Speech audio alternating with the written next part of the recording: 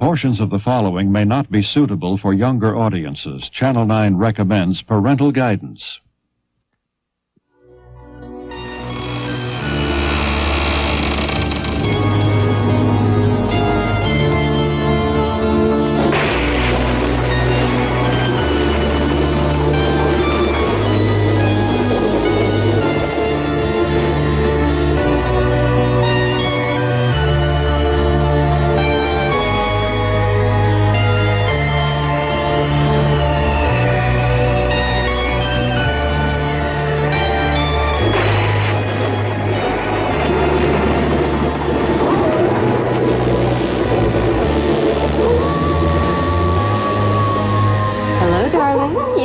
Bob, it's little old me, Bob, that gal who put the bra back into Bravo. Elvira, Mistress of the Dark. And the show, as you know, is Movie Macabre. And this time around, we're serving up a little treat called The House That Dripped Blood. I mean, talk about your fixer-uppers. Give me a break. It ain't the house that needs a new roof or the house with the peeling paint. This is the house that dripped the sticky red stuff. I mean, imagine the look on the plumber's face when he shows up. Whoa. Actually, what we have here is a movie with 4 stories all rolled up into one. Now, let me see. If 3 stories is called a trilogy, then I guess 4 stories would be called a high-rise. It's The House That Dripped Blood, coming right up on Movie Macabre. Well, here's to Dominic. Yeah, here's looking at you, creep. Boy, that Dominic looks like my old pal Breather on a good day. You know, watching that guy, this Smith Corona, has given me a swell idea. I'm gonna try cranking out a few yarns my own darn self. I mean, I've heard they pay big bucks for them stories, and what could be so hard about it?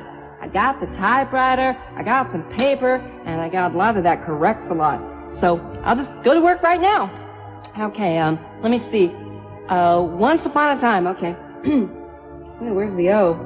Oh, here it is. Okay. O, N, C, E. You'll have to bear with me. I'm kind of a hunting pecker. Upon A, P, A, W, N. I call that guy a pretty good actor. He knocked him dead, didn't he? Well, he's what you call a method actor. Unfortunately, it's the Charlie Manson method. Well, there's an old saying that goes something like this. If you play with fire, you're gonna get choked. Okay, I'm almost finished with my first story here. It's called The House That Dripped Horror Movie Hostess.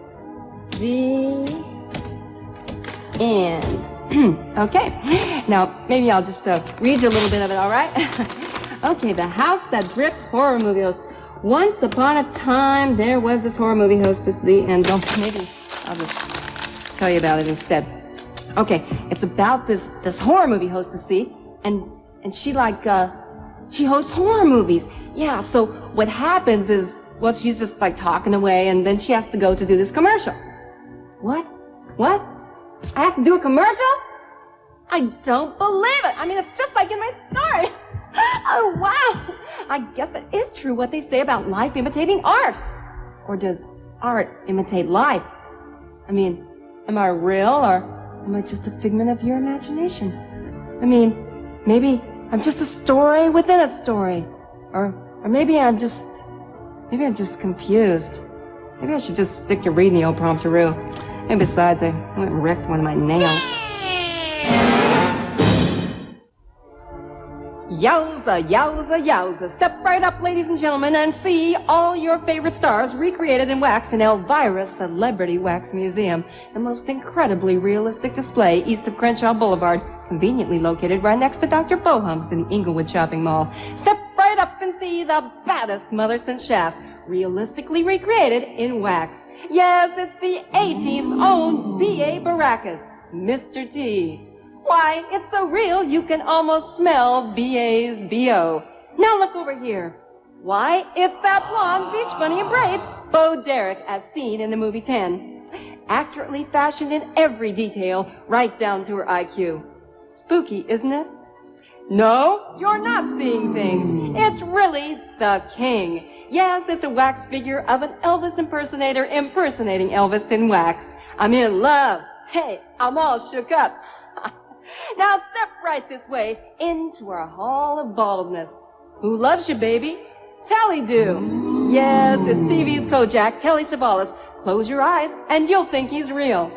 And if I'm not mistaken, that's Broadway's king, Mr. Yul Brynner. You look marvelous in wax. And I think your brother David Brenner's a scream.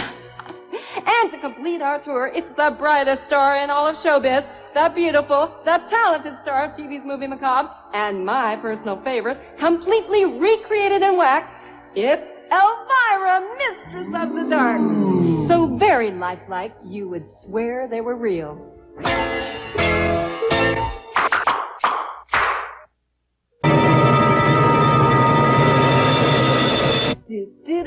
Do, my Salome.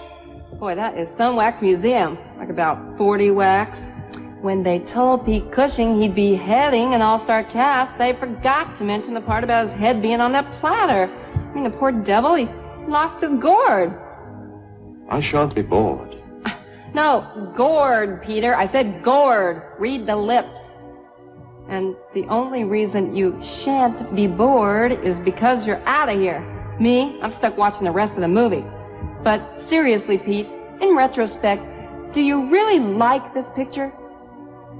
Oh, yes. Yes, it's very well done.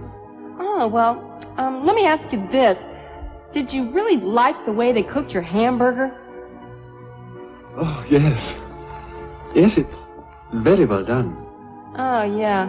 Kind of had a feeling you were going to say that. It's a lovely day. Let's go for a walk. All right. And this is for the time you grabbed me down by the water cooler, Attila. And, we're back.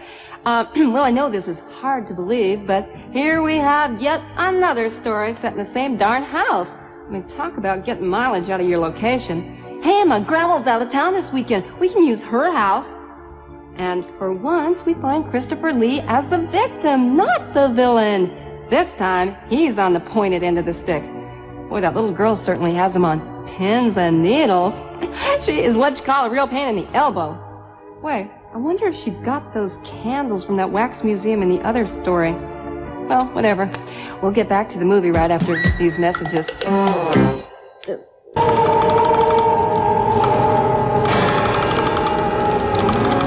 Well, like I was saying about that old saying, if you play with fire, you're gonna get choked.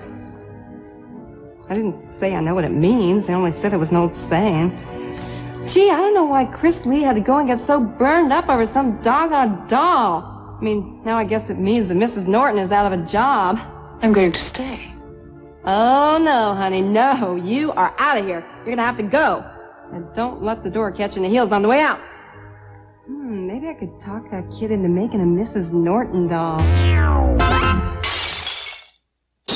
don't know. I don't really have a hard time relating to vampires. I mean, they're so fly by night. Hey, golly, a little vampire humor there. Compliments of yours truly, Elvira. Who?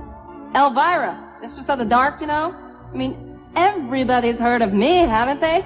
Like I'm just about the world's foremost authority on, well, you name it. Ghosts, vampires, werewolves, witches, demons. Yeah, that's right. Thanks. Oh, by the way, you know, you look marvelous. Well, if that chick didn't take the cape. But you know how that old saying goes, if you play with fire, you're gonna get... No, that saying doesn't work at all. Well, then let me put it to you this way. If you're gonna be in a vampire movie, make sure it isn't a bit part.